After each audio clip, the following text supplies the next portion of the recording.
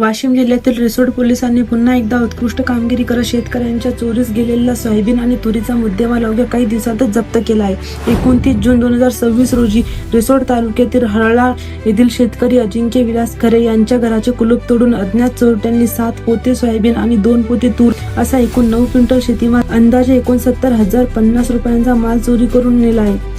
या प्रकरणी रिसोड पोलिसांनी तातडीने तपास सुरू करत गोपनीय माहितीच्या आधारे 3 संशयितांना ताब्यात घेतले।